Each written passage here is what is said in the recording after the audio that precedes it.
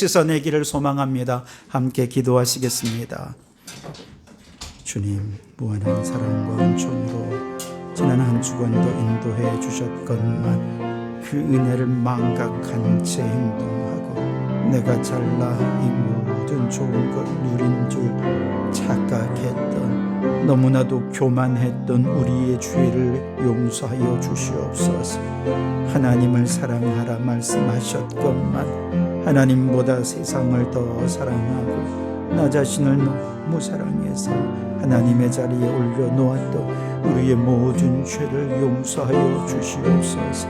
이웃을 사랑하며 살라 명령하셨건만 주님, 이웃들을 나의 성공의 출세의 수단으로만 바라보았지 진정 있는 모습 그대로를 바라보지 못했고 사랑하지 못했던 우리의 죄를 용서하여 주시옵소서. 오 하나님, 우리의 신앙이 경건의 모양만 있고 능력이 없는 위선적이고 형식적인 신앙이었던 우리의 죄를 용서하여 주시옵소서. 여기 우리를 용서하시는 주님의 말씀이 있습니다. 여호와께서 말씀하시되 오라 우리가 서로 변론하자. 너희 죄가 주홍 같을지라도 눈과 같이 희어질 것이요 진홍같이 붉을지라도 양털같이 되리라. 아멘. 나는 전능하신 아버지 하나님 천지의 창조주를 믿습니다. 나는 그의 유일하신 아들 우리 주 예수 그리스도를 믿습니다. 그는 성령으로 잉태되어 동정녀 마리아에게서 나시고 본디오 빌라도에게 고난을 받아 십자가에 못 박혀 죽으시고 장사된 지 사흘 만에 죽은 자 가운데서 다시 살아나셨으며 하늘에 오르시어 전능하신 아버지 하나님 우편에 앉아 계시다가 거기로부터 살아있는 자와 죽은 자를 심판하러 오십니다. 나는 성령을 믿으며 거룩한 공교회와 성도의 교제와 죄를 용서받는 것과 몸의 부활과 영생을 믿습니다. 아멘. 자리에 앉으시고 445장 찬송합니다.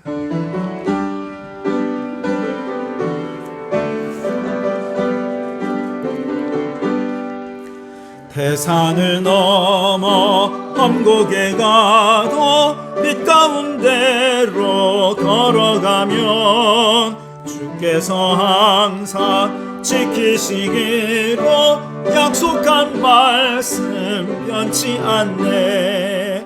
하늘의 영광 하늘의 영광 나의 맘속에 차고도 넘쳐 할렐루야를 힘차게 불러 영원히 주를 찬양하니. 캄캄한 밤에 다닐지라도 주께서 나의 길 되시고 나에게 밝은 빛이 되시니 길 잃어버릴 염려 없네. 하늘의 영광 하늘의 영광 나의 맘속에 차고도 넘쳐 할렐루야를 힘차게 불러 영원히 주를 찬양하리. 광명한 그 빛 마음에 받아 찬란한 천국 바라보고 할렐루야를 힘차게 불러 날마다 빛에 걸어가리. 하늘의 영광 하늘의 영광 나의 맘속에 차고도 넘쳐 할렐루야를 힘차게 불러 영원히 주를 찬양하리. 최재철 집사님 기도 인도해 주시겠습니다.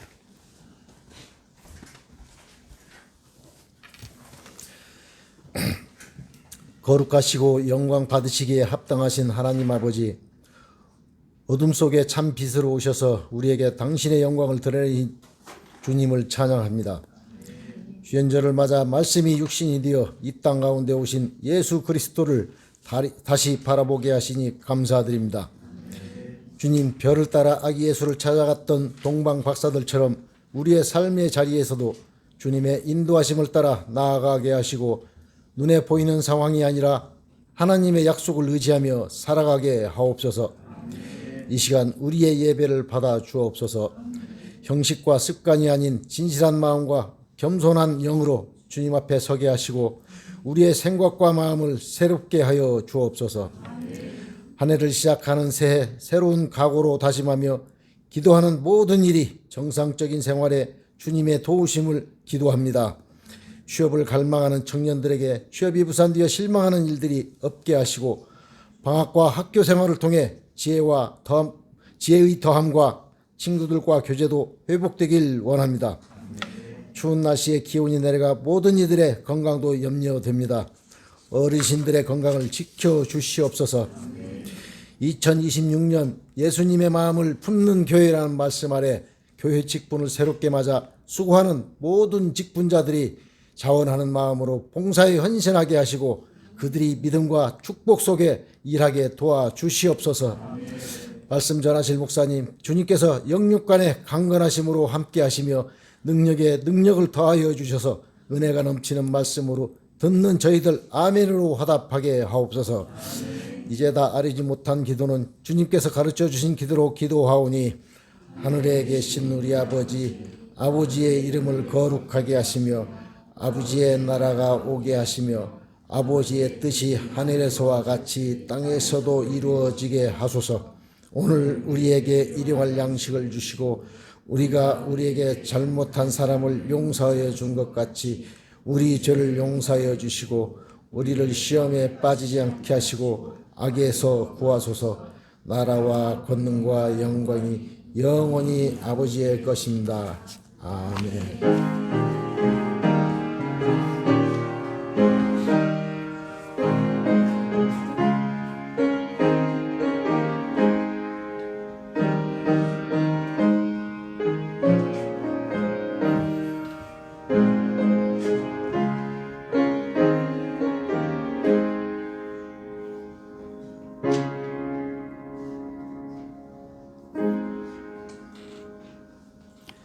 이 시간 찬양하면서 준비한 예물을 주님께 올려드리도록 하겠습니다.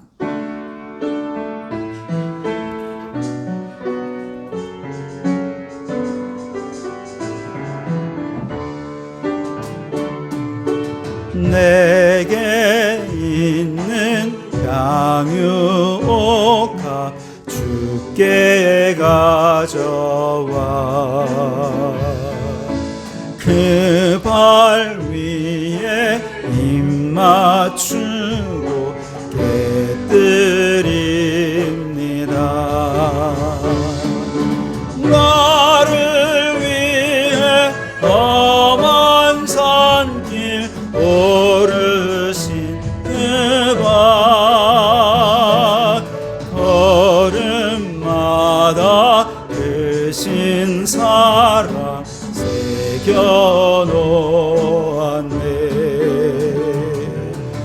내게 있는 양유옥합 주께 가져와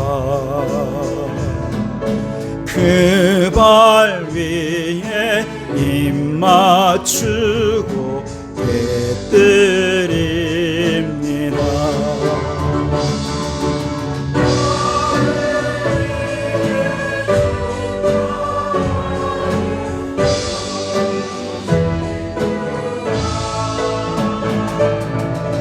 흘린 피로 나의 죄를 대속하셨네.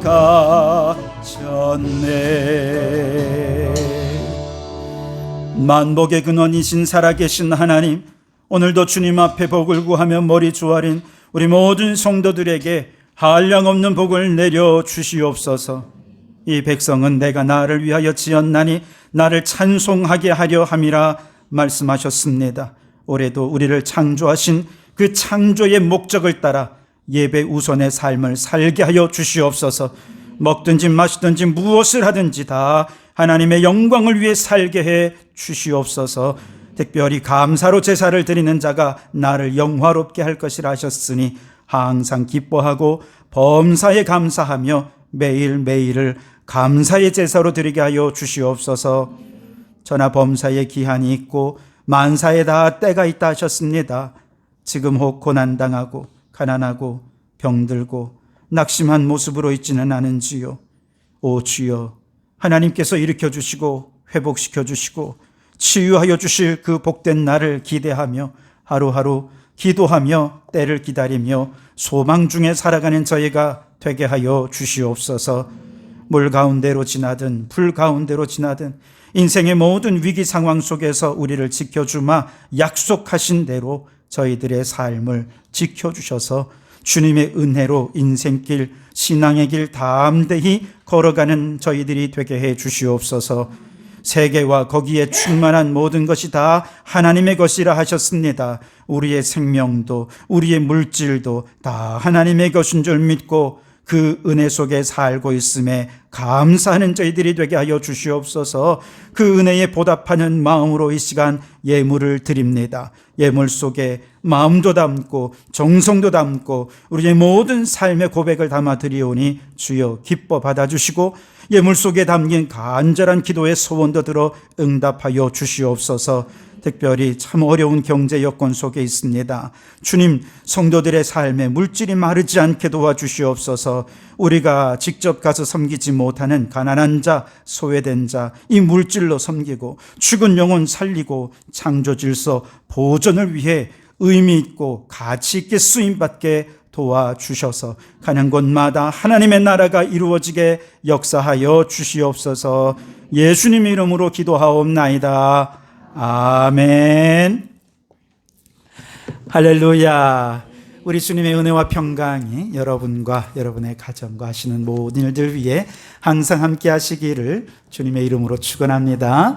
우리 옆에 계신 분에게 함께 인사 나누겠습니다. 올 한 해 주님의 사명자로 승리하십시오.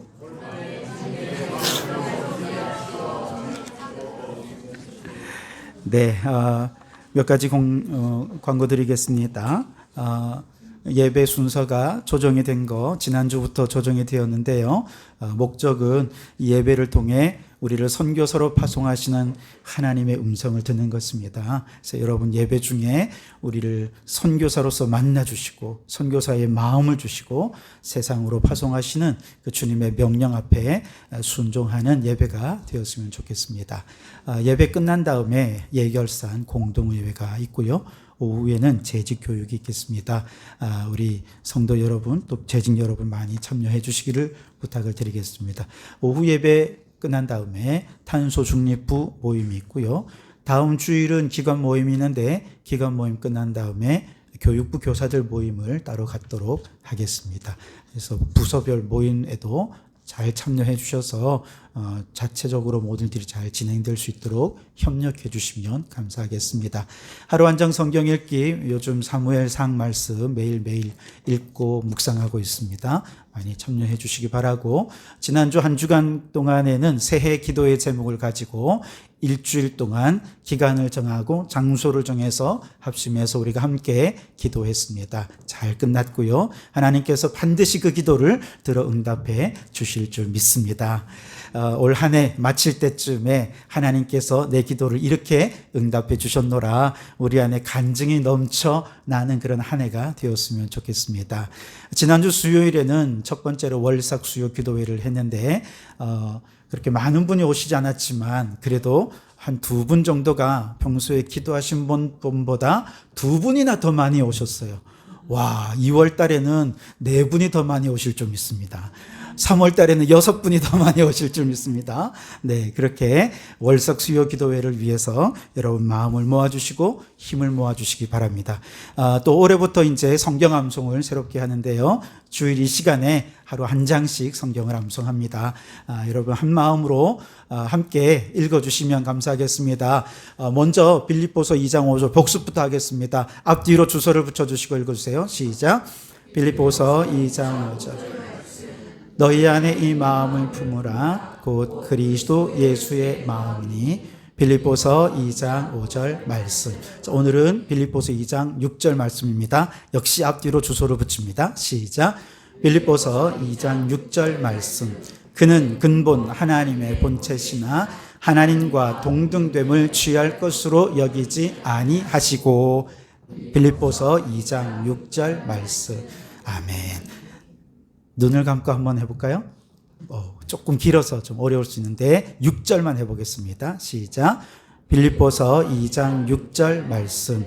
그는 근본 하나님의 본체시나 하나님과 동등됨을 취할 것으로 여기지 아니하시고. 빌립보서 2장 6절 말씀. 아멘. 네. 감사합니다. 이렇게 매일매일 매주 한 절씩 암송하면서 말씀에 대한 지식의 이해와 깊이와 폭과 넓이가 깊어졌으면 좋겠습니다. 오늘 우리에게 주신 하나님 말씀은 빌립보서 2장 5절에서 11절 말씀입니다.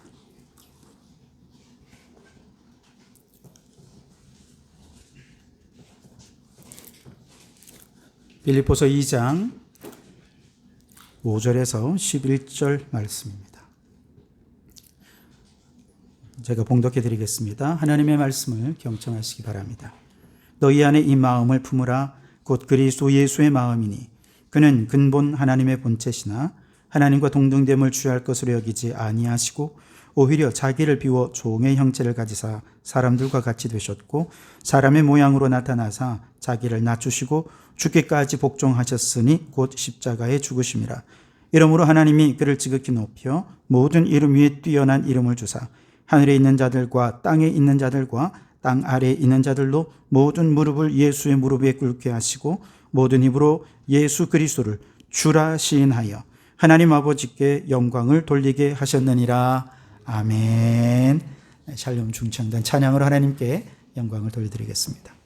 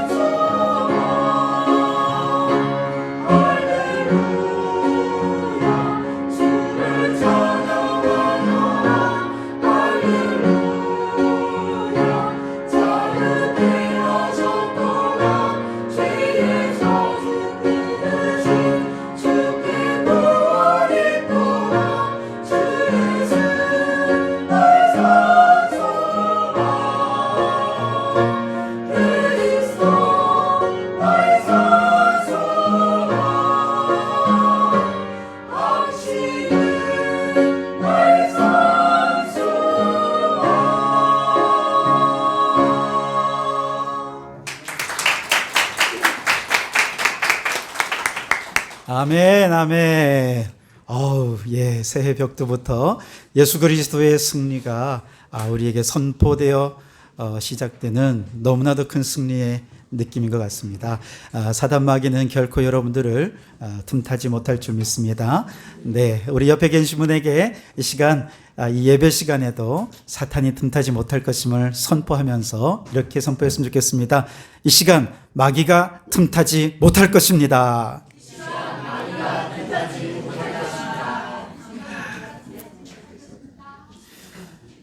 자, 한 가지 질문을 드리겠습니다. 죄인을 구원하기 위해서 낯선 곳에서 낯선 사람들을 위해 헌신하는 사람들을 우리는 뭐라고 얘기할까요? 선교사입니다. 그렇죠? 네, 선교사입니다. 자, 그렇다면 죄인을 구원하기 위해 자기를 비워 종의 형체를 가지사 사람과 같이 되신 예수님은 선교사이십니다. 동의하십니까? 네, 그렇죠. 죄인을 구원하기 위해 하늘 보좌를 버리시고 이 땅에 오셨습니다. 모든 경계를 허물고 하늘에서 땅으로, 신성에서 인성으로, 거룩한 곳에서 세속적인 이 세상으로 내려오신 예수님이야말로 선교사이십니다. 그리고 그 예수님은 이제 우리를 선교사로 세상에 파송하십니다. 교회 밖 세상 속에 있는 수많은 죄인들을 구원하는 선교적인 삶을 살고 선교사로 살아가도록 우리를 세상으로 파송하신다는 것이죠. 교회는 그럼 어떤 것입니까? 선교사 훈련센터. 선교사 훈련센터에서 잘 훈련받은 성도들은 주님의 명령을 따라 세상 속에서 선교사로 살아가야 하는 것이죠.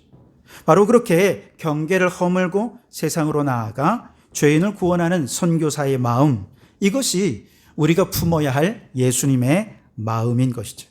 우리 옆에 계신 분에게 이렇게 인사합시다. 우리 선교사의 마음으로 삽시다. 그 첫 번째 예수님의 마음은 경계를 허무신 경계인의 마음이었습니다. 100% 그리스도인으로서 100% 직장인, 100% 그리스도인으로서 100% 가정주부, 100% 그리스도인으로서 100% 이웃들과 함께하는 이웃들의 모습으로 우리가 그렇게 어떻게 지난 한 주간 살아가셨는지 여러분의 삶을 한번 돌아보실 수 있길 바랍니다. 자, 그리고 이제 주님께서 이 땅에 오셨던 것처럼 우리가 세상으로 나아갔습니다. 낮은 곳으로 내려갑니다. 여기 우리 그림에 보시면 여러분의 왼편에 위에서 아래로 내려오지 않습니까?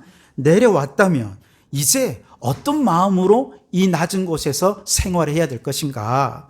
우리 오늘 8절 말씀 같이 한번 읽어보겠습니다. 시작. 사람의 모양으로 나타나사 자기를 낮추시고 죽기까지 복종하셨으니 곧 십자가에 죽으심이라. 이 땅 가운데 내려오신 예수님께서 우리를 위해 십자가에 죽으셨던 것처럼 죽기까지 복종하셨던 그 예수님의 십자가의 마음을 품고 살아가야 한다. 이것이 우리가 품어야 할 두 번째 예수님의 마음이라는 것이죠. 예수님은요, 힘이고 정의라는 폭력의 신화에 짓눌려 있던 사람들을 구하기 위해 정의는 힘에 있는 것이 아니라 무기력한 듯 보이는 사랑 속에 진정한 정의가 있고 진정한 힘이 있다라고 이야기하듯 십자가의 길을 걸어가신 것입니다. 세상을 움직이는 것을 우리는 군사력이다, 경제력이다, 혹은 권력이다, 힘에 세상을 움직이는 능력이 있다고 생각하지요. 그러나 예수님은 아니라는 것입니다. 세상을 변화시키고 세상을 움직이는 진정한 원동력은 무기력한 듯 보이는 사랑에 있다고 주님은 말씀하십니다. 그러다가 십자가에 처형을 당하셨죠. 십자가 아래에 있던 사람들은 한결같이 십자가에 달리신 예수님을 조롱했습니다. 네가 하나님의 아들이라며 힘이 있다면 한번 뛰어내려 봐. 예수님을 얼마나 조롱하고 모욕하는지요. 그들이 숭배하는 것은 하나님이 아니라 힘과 권력과 능력이었습니다. 근데 힘이 정의라고 믿는 순간 우리에게 남는 길은 딱 두 가지입니다. 하나는 무슨 수를 써서라도 힘을 가져야 되겠다. 그 힘을 갖기 위해서 좋은 대학 가고 좋은 직장 취직하고 더 높은 곳으로 승진하고 올라가려고 그렇게 애를 쓰는 것 아니겠습니까?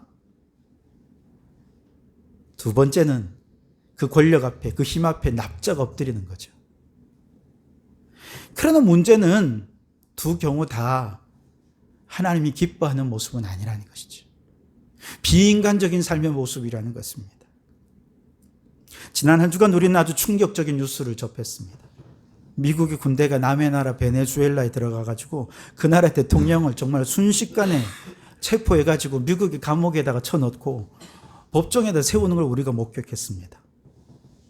그들은 마약 총책을 체포한 것이지 대통령을 체포한 것이 아니라고 말하지만 그러나 그걸 믿을 사람이 누가 있겠습니까? 미국은 그들이 가진 막강한 군사력과 경제력을 앞세워서 이제 덴마크령인 그린란드를 돈 주고 사겠다고 내은하로 윽박 지르고 있습니다. 마치 옛날 제국주의 시대에 저 미국 사람들이 함포인 제너럴 쇼머너를 타고 평양까지 쳐들어와가지고 문호를 개방하라고 대포를 쏘고 그렇게 한 것과 다른, 그걸 21세기 지금 우리가 보고 있는 것입니다. 제국주의 시대가 다시 도래하는 것이죠. 그러면서 미국은요, 모든 국제적인 인권, 정의, 평화를 유지하기에 만든 유엔에 가입된 모든 기관들을 다 탈취해버렸습니다. 그들의 목표는 그린란드를 먹고 파나마 운영권까지 눈독을 들여서 그것까지도 먹고 전 세계를 경제적으로 온전히 자기 손아귀에 넣겠다는 것입니다. 자, 이렇게 되면 러시아가 우크라이나를 침공한 것에 대해 누가 뭐라고 할 수 있겠습니까? 세상은 힘의 논리로 지배되는 거야. 꼬우면 힘을 가져. 이렇게밖에 말을 못하는 거잖아요. 대기업들이 하청 기업의 노동자들을 인권을 짓밟는데 누가 뭐라고 하겠습니까? 꼬우면, 아니 꼬우면 너도 승진해. 계약직 하지 말고 정규직 해. 이렇게 얘기할 것 아니에요. 학교에서 힘을 가진 아이들이 폭력을 휘두른다 해도 뭐라고 얘기하겠습니까? 이 시대 속에서 모든 국가들, 모든 사람들이 지금 선택할 수 있는 길은 두 가지밖에 없어요. 무슨 수를 써서라도 힘을 손에 쥐든지 아니면 힘 있는 자 앞에 납작 엎드리는 거죠. 하지만 그 둘 다 하나님이 결코 기뻐하지 않습니다. 결국은 약육강식이고 각자 도생의 위태한 현실을 밖에 남는 게 없잖아요. 이런 시대 가운데서 죽기까지 복종하는 십자가의 마음으로 우리가 살아간다고 하는 것은 무엇을 말하는가? 한 가지 예를 들어 드릴게요. 제가 지금까지도 잊지 못하는 한 사건이 있었는데요. 교육전도사 시절에 제가 5학년, 6학년인 소년부를 담당한 적이 있습니다. 그때 어느 날은 한 힘센 아이가 힘없는 아이를 때린 거예요. 괴롭힌 것입니다. 평소에도 괴롭히는데 그날따라 그 약한 아이가 아주 센 아이한테 또 맞은 것이죠. 막 분하고 화가 나서 막 저를 찾아온 것입니다. 제가 그 아이를 어떻게든 달래보려고 괜찮냐고 막 제가 오히려 미안해가지고 막 이러고 있는데 이 아이의 대답을 저는 지금도 잊을 수가 없어요. 괜찮아요. 저 아이는 머리가 나빠서 할 줄 아는 게 힘쓰는 것밖에 없잖아요. 그렇게 얘기하는 거예요. 오히려 그 아이를 불쌍히 여기는 거예요. 그 아이는 내가 힘을 길러서 저 아이에게 복수하겠습니다. 이런 얘기 안 했어요. 그 힘에 굴복하지도 않았어요. 오히려 그 아이를 불쌍히 여기는 거죠. 어떤 힘이 이 아이를 이길 수 있겠습니까? 예수님은 십자가에 죽기까지 복종하실 때 십자가가 너무 두렵고 괴롭고 힘들었어요. 그러나 그 십자가 위에서도 예수님은 어떻게 하셨습니까? 주님, 저들이 무슨 짓 하는지 모릅니다. 저들을 용서해 주십시오. 오히려 불쌍히 여기고 용서하고 사랑하셨지요. 그 사랑을 위해 예수님께서 십자가에 생명을 던지시면서 가장 행복한 사람으로 죽은 것입니다. 일제강점기 윤동주 시인이요.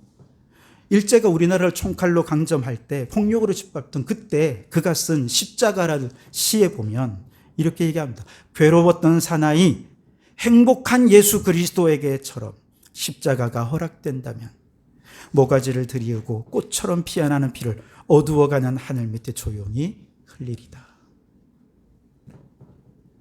윤동주 시인이 생각할 때 가장 행복한 사람이 누구라는 거예요? 십자가에서 죽으시는 예수님이라는 것입니다. 왜냐? 저 유대인 권력자들은 그들의 권력과 로마 군사들의 그 군사력으로 정의와 사랑을 짓밟을 때 기꺼이 자신의 피를 제물로 바치시면서 절대로 이 세상의 힘에 굴복하지 않으셨습니다. 하나님의 승리를 죽음으로 선포한 것입니다. 그리고 자신도, 윤동주 자신도 저 일본 제국주의를 마음껏 비웃으면서 가장 행복한 모습으로 조국 독립의 십자가를 지겠노라 고백하고 감옥에서 죽게 된 것이죠. 여러분, 오늘 약육강식의 힘의 논리가 지배하는 이 세상 속에 우리가 그리스도인으로 산다는 것은 힘 있는 자들에게 힘으로 보복하지 않고 그들 앞에 비굴해지지도 않고 오직 십자가의 은혜, 십자가의 사랑으로 내가 희생하더라도 오히려 가장 행복한 사람으로 희생당하고 가장 행복한 사람으로 저들을 불쌍히 여기고 심지어는 저들을 비웃어주면서 행복하게 십자가를 지는 것, 이것이 오늘 우리가 예수님의 마음으로 이 세상을 살아가는 방법이라는 것이죠. 그러니 여러분, 올해 예수님의 십자가의 마음으로 이 세상에 나아가 십자가의 은혜와 사랑으로 이 세상을 이기고 마귀를 이기고 승리하는 우리 성도들이 되실 수 있기를 주님의 이름으로 축원합니다. 근데 여러분, 이게 쉬운 일이 아니잖아요. 십자가를 지고 행복하게 죽으라는데 그래도 십자가는 고난이고 죽는 거잖아요. 예수님께서 자기 십자가를 지고 나를 따르라고 말씀하셨는데 이게 쉽습니까? 근데 예수님께서는요, 마태복음 11장 28절에서 그들을 자기 이 무거운 짐을 지고 가는 그 사람들을 주님 앞으로 초대합니다. 무거운 짐진 자들아, 다 내게로 오라. 내가 너희를 쉬게 하리라. 그러면서 말씀하십니다. 나는 온유하고 겸손하니 내 멍에를 메고 내게 배우라. 나의 멍에는 쉽고 내 짐은 가벼움이니라 그랬습니다. 멍에가 뭔지 아시죠? 소가 이 멍에를 지고 뒤에 쟁기를 끄는 겁니다. 이게 어떻게 가벼울 수 있습니까? 근데 예수님과 함께 지면 가볍다는 거예요. 무거운 멍에를 가볍게 지는 방법, 그것이 뭐냐? 바로 예수님과 함께 부활 승리의 마음을 가지고 이 짐을 지는 것입니다. 바로 이것이 세 번째, 오늘 우리가 배울 예수님의 마음인 것이죠. 힘의 논리로 세상을 혼돈과 무질서와 공허함에 빠뜨리고 흑암의 깊음 위에 있는 이 세상을 향해 하나님께서는 십자가에서 죽으신 예수님을 통해 또 하나의 새로운 질서를 창조하셨습니다. 그게 뭐냐? 세상 사람들이 버린 돌을 새로운 세상의 머릿돌, 주축으로 삼으신 것입니다. 세상이 조롱하고 비웃고 멸시하신 그 십자가의 죽음을 부활 승리로 변화시키신 것입니다. 세상이 죽음 안에 가두어 버린 예수님을 하나님께서 다시 살리시고 가장 높은 곳에서 영화롭게 하시면서 새로운 질서를 창조하신 것이죠. 오늘 9절로 11절을 우리 같이 한번 읽겠습니다. 시작. 이러므로 하나님이 그를 지극히 높여 모든 이름 위에 뛰어난 이름을 주사 하늘에 있는 자들과 땅에 있는 자들과 땅 아래 있는 자들로 모든 무릎을 예수의 이름에 꿇게 하시고 모든 입으로 예수 그리스도를 주라 시인하여 하나님 아버지께 영광을 돌리게 하셨느니라. 아멘. 누가 예수님을 높여주셨습니까? 하나님이 하시는 거예요. 예수님은 죽으셨어요. 누가 높이셨습니까? 하나님이 하셨습니다. 계단을 타고 내려오는 것은 예수님이 하셨어요. 올라가는 건 누가 하십니까? 하나님이 일으키십니다. 하나님이 영광스럽게 하십니다. 십자가를 지면 말이죠.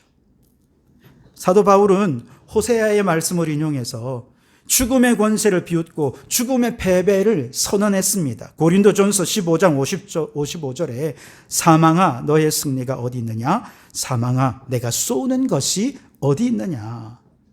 여러분, 부활하신 예수님은 사망을 비웃으셨습니다. 사망의 패배를 선언하셨습니다.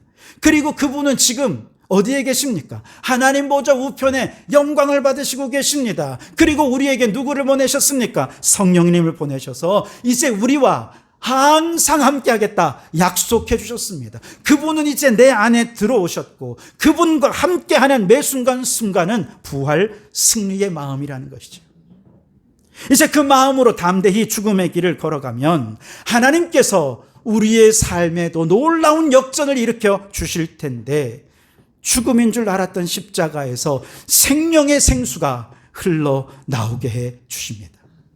저주인 줄 알았던 십자가에서 축복의 통로가 열려지게 된다는 것입니다.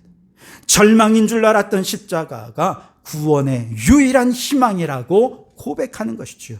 영원한 패배인 줄 알았던 십자가가 영원한 승리를 위한 하나님의 방법이고 하나님의 능력이고 하나님의 지혜였노라 고백하게 되는 것이죠. 이처럼 세상의 힘 논리 아래에서 죽음이요, 저주요, 절망이요, 패배라고 세상 사람들이 말하는 그것을 오히려 하나님은 생명이요, 축복이요, 희망이요, 승리로 변화시켜 주시고 역전시켜 주시는 것, 이것이 부활의 마음이라는 것입니다. 그렇게 세상에서 죽임당하고 버림당한 어린 양 예수 그리스도가 이제 온 우주의 중심이고 내 삶의 중심이 될 때 이 부활의 신앙이 이 세상에서 우리를 승리케 하는 줄 믿습니다. 하지만 오늘날 우리가 살아가는 이 세상은 무엇이 중심에 있을까? 제가 요즘 이렇게 보니까요, 전 세계의 가장 중심, 가장 핵심 키워드는 AI인 것 같아요. 인공지능인 것 같아요. 사람들은 여기에 희망이 있다고 믿는 것 같습니다. 지난주 라스베가스에서 CES라고 해서 세계 최대의 가전기술 정보 박람회가 열렸거든요. 최첨단 기술을 선보이는 자리입니다. CES에 출시된 제품들을 통해 분석한 첨단 기술의 방향에 대해 여기를 취재하고 온 한 기자가 두 가지로 딱 정리했습니다. 첫째, 전 세계는 AI, 특히 피지컬 AI 투자에 온 힘을 쏟고 있다. 둘째, 우리나라도 대단한 경쟁력을 갖고 있다라는 것입니다. 미국, 중국 다음이 우리나라입니다. 어마어마한 기술력을 우리가 가지고 있습니다. 실제로 작년에 젠슨 황 엔비디아 대표가 우리나라에 와가지고 깐부 회동하면서 GPU를 26만 개나 막 공급하겠다고 막 선언하고 AI 데이터 센터를 건립하겠다고 막 공언했잖아요. 지금 우리나라 주가가 그래서 완전히 미쳐버렸습니다.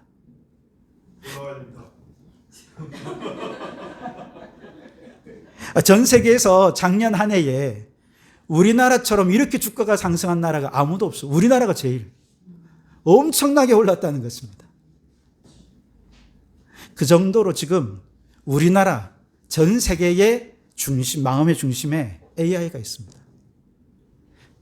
하지만 또 지난주에 그 미국의 상원 의원인 버니 샌더스 의원이 KBS와 인터뷰에서 이렇게 얘기했습니다.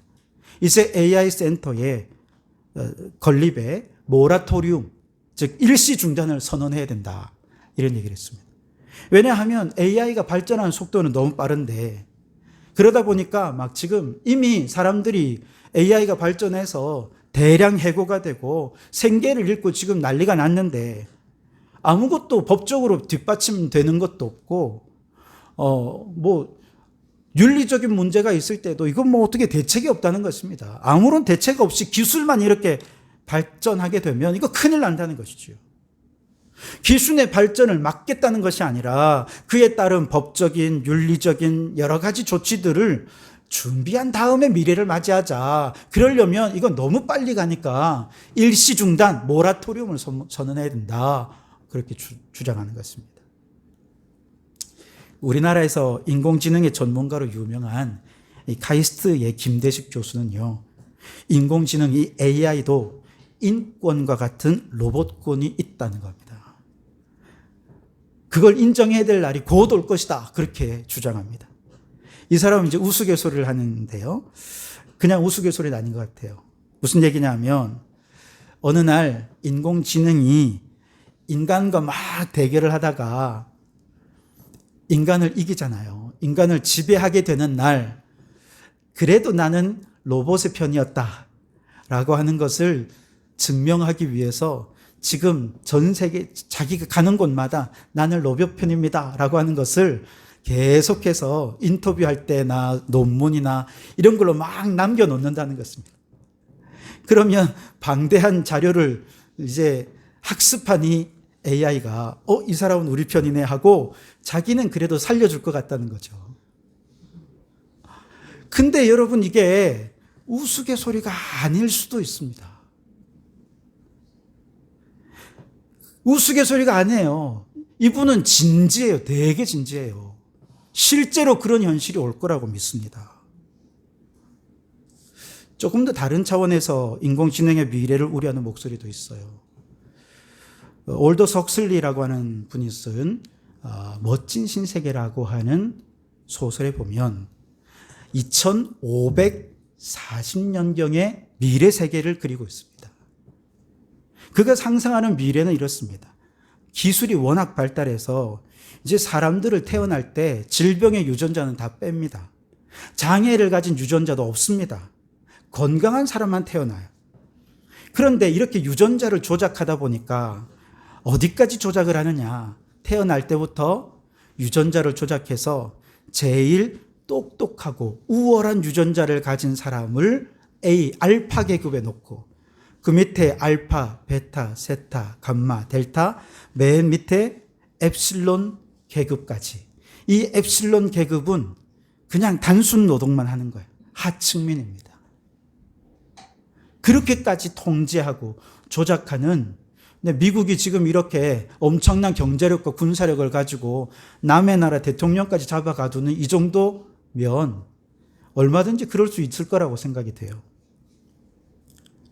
이 사람들은 어디까지 통제하느냐 하면 사람들의 감정까지 통제합니다.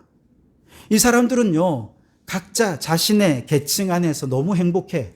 그렇게 유전자가 만들어졌고 그렇게 교육을 시켰고, 그래서 그들은 자유연애와 쾌락적인 삶을 끊임없이 즐기면서 행복해합니다. 그래서 멋진 신세계예요. 그러다가 혹시 고통, 슬픔, 불안, 갈등이라는 부정적인 감정이 들면 어떻게 합니까? 곧바로 소마라고 하는 마약 성분의 약을 주사를 해요. 그러면 행복해지는 거예요. 부정적인 감정까지 통제하는 거예요. 근데 반면에 그 멋진 신세계 바깥 세상이 있는데 야만의 세상입니다. 문명사회에서 쫓겨난 사람들은 야만의 보호구역에 살게 되는데 이들은 그곳에서 생존의 위협을 받으며 야생 짐승과 싸워야 하고 추위와 배고픔과 싸워야 합니다. 하지만 그곳에는 사랑이 있습니다. 인간에 대한 존중이 있고 자율성이 있습니다. 낭만이 있어요. 이 이야기는요, 존이라는 주인공이 야생 보호구역에서 문명 세계를 동경하며 살다가 어찌어찌해서 이 문명, 멋진 신세계 안으로 들어오게 되는데, 이곳에 들어와서 보니 그들이 가진 획일성과 쾌락주의에 아주 혐오감을 느낍니다. 비인간적으로 통제되고 조작되는 것에 저항하지만 세상 사람들은 오히려 그를 구경거리로 삼게 됐죠. 결국 이 존이란 주인공은 절망 속에서 스스로 목숨을 끊는 것으로 이야기가 끝이 납니다. 근데 여러분, 이 이야기가 단지 소설 속의 이야기만은 아닐 수 있다는 것이죠.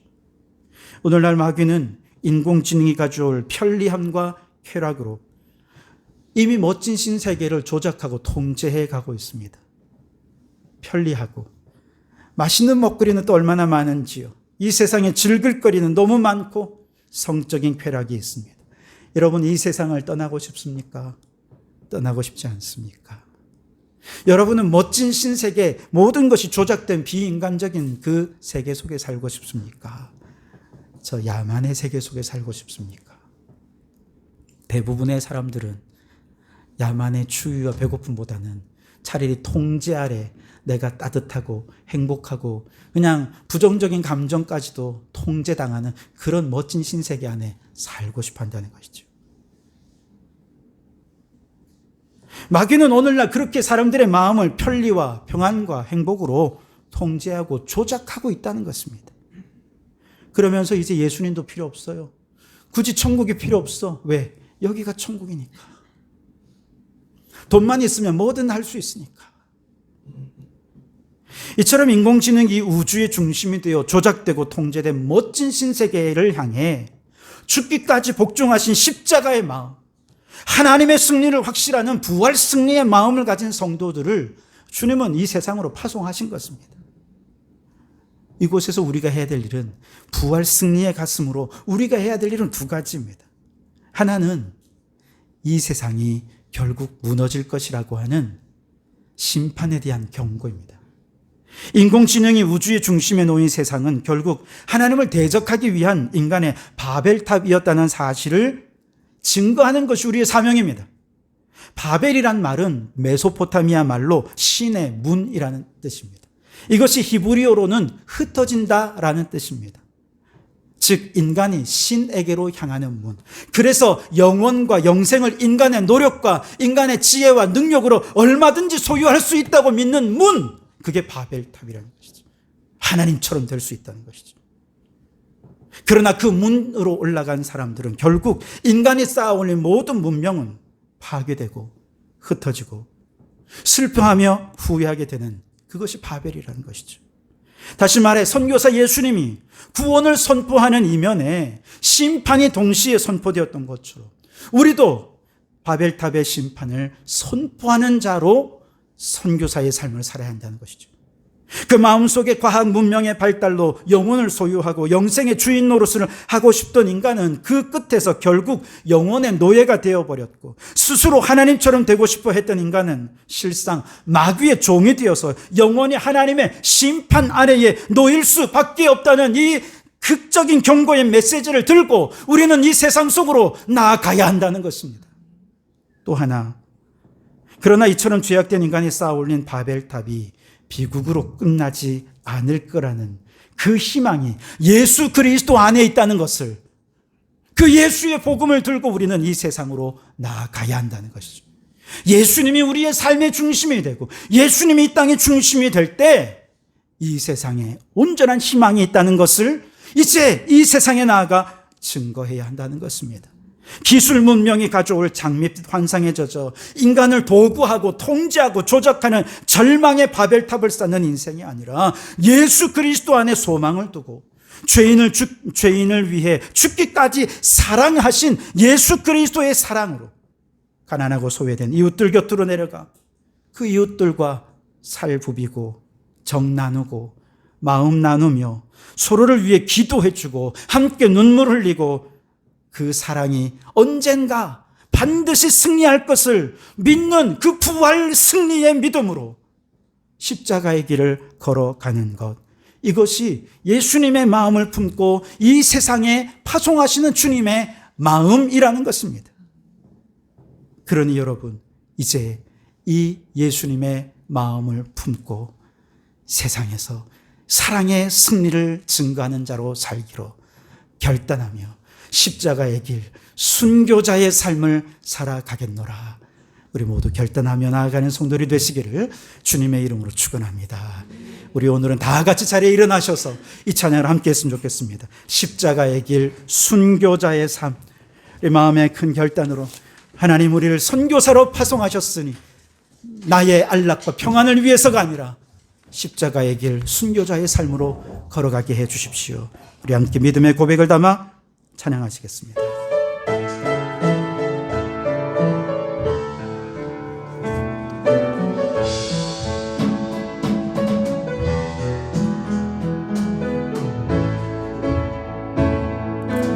내 마음의 주를 향한 사랑이 나의 말엔 주가 주신 진리로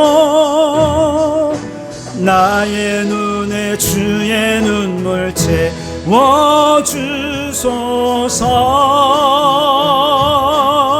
채워주소서. 내 입술에 찬양의 향기가 두 손에는 주를 닮은 섬김이 나의 삶에 주의 흔적 남게 하소서.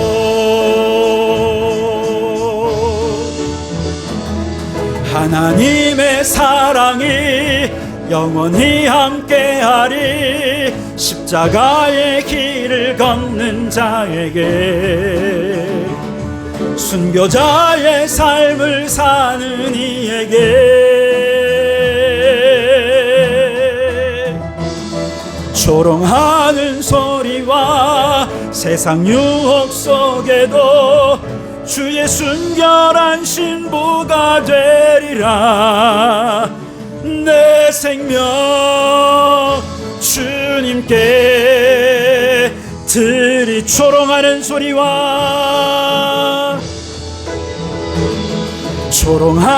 소리와 세상 유혹 속에도 주의 순결한 신부가 되리라.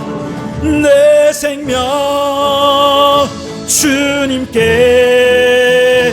드리리. 우리 말씀을 생각하며 함께 통성으로 기도하기 원합니다. 하나님, 예수 그리스도의 마음을 품고 세상으로 나가기 원합니다. 십자가의 마음을 품게 해주십시오. 세상의 힘의 논리에 굴복하지 않고 사랑과 희생으로 세상으로 승리하는 저희들 되게 해주십시오. 부활 승리의 마음을 품게 해주십시오. 이 세상이 점점 냉혹해지고 사랑이 식어지고 비인간화되고 통제되고 조작되는 세상이지만 이 바벨탑의 교만은 반드시 심판될 것이라는 주님의 마음을 품고 증거하게 하여 주옵소서. 반드시 예수 그리스도가 그 사랑이 승리하게 될 것을 증거하는 저희들 되게 하여 주옵소서. 이 일을 증거하기 위해 십자가의 길을 간다 하더라도 주님 기쁨으로 가장 행복한 사람으로 이 길을 걸어가게 도와주시옵소서. 우리 다같이 주님 한번 부르자 기도하시겠습니다. 주여. 그렇습니다. 하나님 아버지여, 새해에는 예수님의 마음으로 살아가기를 원합니다. 아버지여, 이 땅에 주님의 마음을 품고 경계인의 마음으로 이 경계를 허물고 세상 속에 들어가 주님의 마음으로 살기를 원합니다. 십자가의 마음을 품게 하여 주시옵소서. 힘의 논리에 지배당하는 자가 되지 않게 도와주시고 오직 사랑으로 승리하는 자들이 되게 하여 주시옵소서.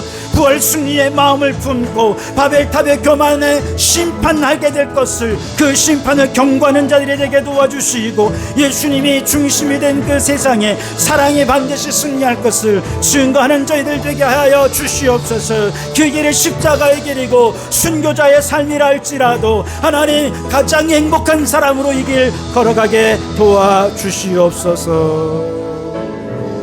사랑의 하나님 아버지, 점점 힘의 논리가 지배하고 기술 문명의 힘으로 더 통제되고 조작되는 비인간적인 세상 속에 예수님의 마음을 품고 들어가기를 원합니다. 십자가 위에서 사랑으로 죽기까지 복종하며 저 힘을 가진 자들을 마음껏 비워줘 주시고 가장 행복한 사람으로 십자가를 지셨던 예수님처럼 우리도 주님과 같이 주님 십자가의 마음으로 이 길을 걷게 하여 주시옵소서.